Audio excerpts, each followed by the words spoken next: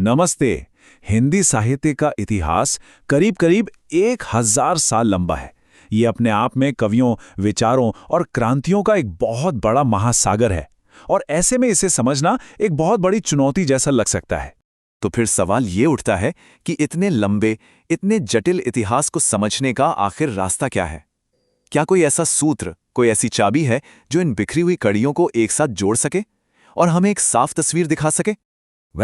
एक रास्ता है, एक मास्टर की जो इस विशाल साहित्यिक इतिहास के ताले को खोल सकती है। और पता है ये कुंजी हमें कहाँ मिलती है? एक महान आलोचक के दर्शन में। ये क्रांतिकारी विचार दिया था आचार्य रामचंद्र शुक्ल ने।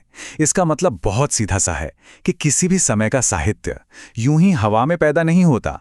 वो उस दौर के लोगों की कलेक्टिव कॉन्शियसनेस, यानी उनकी सोच, उनकी उम्मीदों, उनके डर का आईना होता है। जैसे जैसे समाज के राजनीतिक, सामाजिक, धार्मिक हालात बदलते हैं, वैसे वैसे लोगों की सोच बदलती है और वही बदलाव हमें साहित्य में भी दिखाई देता है।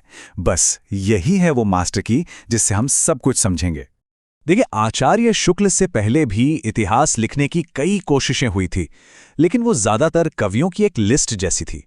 शुक्ल जी ने पहली बार साहित्य को समाज से जोड़कर एक वैज्ञानिक, एक सोशलॉजिकल ढांचा दिया और इसी के साथ उन्होंने इतिहास लेखन को एक बिल्कुल नई ऊंचाई दी। इसी नजरिए से शुक्ल जी ने हिंदी साहित्य के पूरे इतिहास को 4 बड़े और यूनिवर्सली एक्सेप्टेड कालों में बांटा। पहला, आदिकाल या वीरगाथा काल।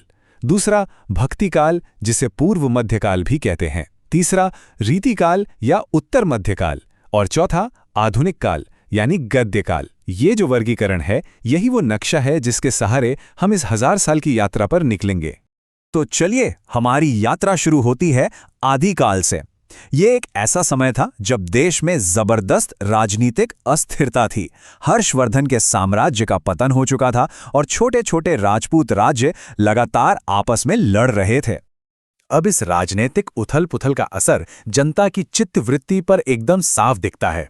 इस समय का साहित्य 2 बिल्कुल अलग अलग धाराओं में बटा हुआ था। एक तरफ थे चारण कवि जो अपने राजाओं की वीरता का खूब बढ़ा चढ़ाकर गुणगान कर रहे थे, तो दूसरी तरफ थे सिद्ध और नाथ योगी जो समाज से दूर गुफाओं में तंत्र और रहस्यवाद की साधना में लगे थे। सोचिए, एक तरफ तलवार थी तो दूसरी तरफ तंत्र। इस दौर का साहित्य दरअसल 4 मुख्य पिलर्स पर खड़ा है। पहला, सिद्ध साहित्य, जिसमें बौद्ध तंत्र मंत्र की बातें थी। दूसरा, नाथ साहित्य, जिसने हठ योग पर जोर दिया। तीसरा, जैन साहित्य, जो अहिंसा और नैतिकता का संदेश दे रहा था। और चौथा, रासो साहित्य, जो पूरी तरह से राजाओं की बहादुरी और युद्ध को समर्पित था। आदिकाल के लगातार युद्ध और अस्थिरता के बाद भारतीय समाज एक गहरे संकट और निराशा के दौर से गुजरा। और कमाल देखिए, इसी निराशा की कोख से एक नई उम्मीद ने जन्म लिया। यहाँ पर चित्तवृत्ति का बदलाव बिल्कुल साफ है। जब बाहरी दुनिया में लगातार हार मिल रही थी, कोई सहारा नहीं दिख रहा था, तो लोगों का ध्यान बाहरी लड़ाई से हटकर अंदर की शांति की ओर मुड़ा।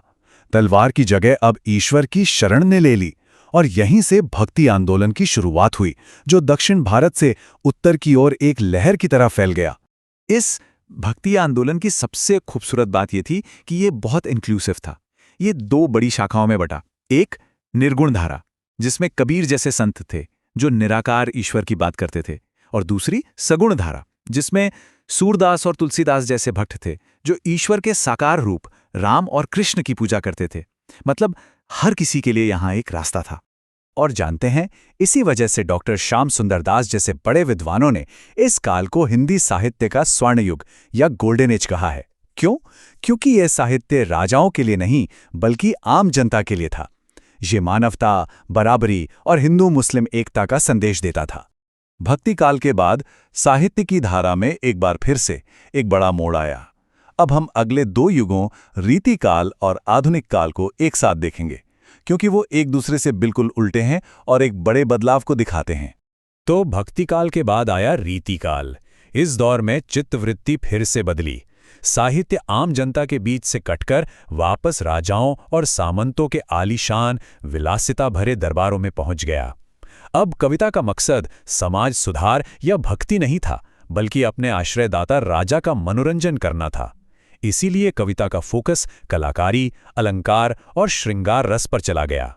और फिर आया आधुनिक काल, जिसने सब कुछ बदल कर रख दिया। ब्रिटिश शासन, आज़ादी की लड़ाई और सबसे बढ़कर प्रिंटिंग प्रेस के आविष्कार ने तो जैसे क्रांति ही ला दी। गद्य यानी प्रोज का विकास हुआ। अब साहित्य कुछ दरबारियों तक सीमित नहीं था, बल्कि अखबारों और पत्रिकाओं के जरिए यह सड़कों पर आम आदमी तक पहुंच गया। इन दोनों युगों की अगर हम सीधी सीधी तुलना करें तो ये बदलाव और भी साफ हो जाता है।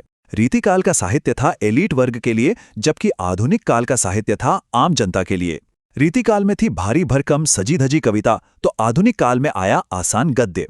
एक को राजाओं का सहारा था तो दूसरे को प्रेस की ताकत मिली।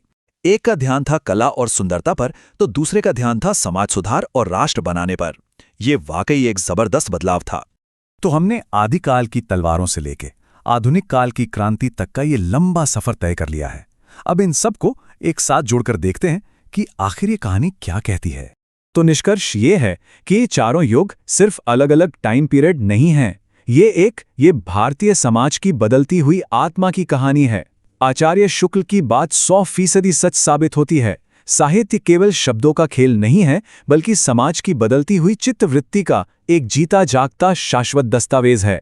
ये हमें दिखाता है कि हम कहाँ से आए हैं और हम क्या बने हैं। ये पूरा विश्लेषण हमें एक बहुत ही दिलचस्प सवाल पर लाकर छोड़ता है।